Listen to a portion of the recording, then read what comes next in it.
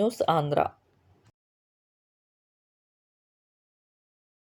Telugu Desam party వ్యవస్థాపకులు, ఆంధ్రప్రదేశ్ రాష్ట్ర మాజీ ముఖ్యమంత్రి వర్యులు నవరత్న నట సౌరభమ్మ పద్మశ్రీ స్వర్గీయ నందమూరి తారక రామారావు రాష్ట్ర మంత్రి వర్యులు ఎన్టీ రామారావు గారు లేకపోయినా కూడా దివంగత మాజీ ముఖ్యమంత్రి ప్రపంచంలో ఉన్న ప్రతి తెలుగువాడి హృదయంలో కూడా నివాళులర్పించారు. గౌరవ మంత్రిగా కొలుసు ఆయన జీవించి ఉన్నాడని చెప్పేసి మనం చేస్తాం. వారి సహకారంతో తెలుగుదేశం పార్టీ భారతదేశంలో మెగా తెలుగు వారు ఉన్నారు ఘనంగా ప్రారంభించి రక్తదానం చేసే ఆంధ్రప్రదేశ్ అంటే తెలుగు వారిది వారిని అభినందించారు. అనంతరం అని చెప్పి దేశం మొత్తానికి చాటి చెప్పడమే కాకుండా తెలుగు వారి ఔన్నత్యాన్ని ప్రపంచవ్యాప్తంగా ఒక వెలుగు వెలిగించిన మహనీయుడు ఎన్టీ రామారావు గారు. సమీపంలో ఆయన సినిమా రంగాన్ని ఏ విధంగా శాసించాడో, తెలుగు సినీ పరిశ్రమకి ఏ విధమైన గుర్తింపు మంచి పేరు తీసుకొచ్చాడో తన ప్రజాసేవతో అందరికీ తెలిసిన విషయమే.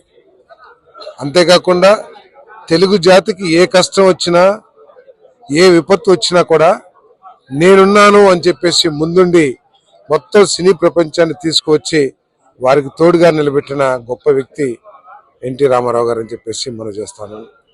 మరి అదేవిధంగా రాజకీయాల్లోకి వచ్చి ఒక ప్రభంజనం సృష్టించి చరిత్ర రాసిన ఆ చరిత్రని ఇంకెవరికి కూడా చెరిపివేస్తాం సాధ్యం కాదని చెప్పేసి కూడా నేను భావిస్తా ఉన్నాను. పార్టీ పెట్టిన 6 నెలల్లోనే ఉమ్మడి ఆంధ్రప్రదేశ్లో ప్రజల మనసు చూరుకొని అధికారాన్ని చేపట్టడమే కాకుండా ఆయన వచ్చిన తర్వాతే పేదవాళ్ళ గురించి ప్రభుత్వంలో ఆలోచన మొదలైందని చెప్పేసి మనం చేస్తాను. అప్పుడు దాకా ప్రాజెక్టులు, పరిశ్రమలు, లేకపోతే అభివృద్ధి, రోడ్లు అని చెప్పిన నాయకులందరూ కూడా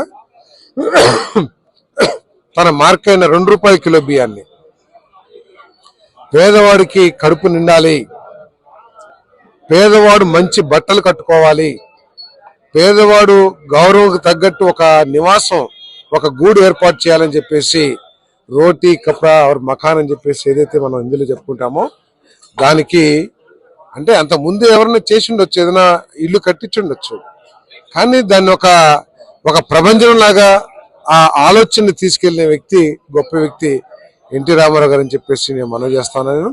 మరి ఆయన ఈరోజు రాష్ట్ర వ్యాప్తంగా 2 తెలుగు రాష్ట్రాల్లో కూడా ఈ కార్యక్రమాన్ని చాలా గొప్పగా చేసుకుంటా ఉన్నారు. మరి ఆయన ఆశీస్సులు ఈ ప్రభుత్వానికి, ముఖ్యంగా చంద్రబాబు నాయుడు గారికి, లోకేష్ గారికి మెండుగా ఉండాలని, చంద్రబాబు నాయుడు గారు, లోకేష్ గారి నాయకత్వంలో, పవన్ కళ్యాణ్ గారి నాయకత్వంలో ఈ రాష్ట్రం అన్ని విధాల అభివృద్ధి చెందాలని చెప్పేసి వారి బలాన్ని ఇవ్వాలని చెప్పేసి కోరుకుంటూ సెలవు తీసుకుంటాం.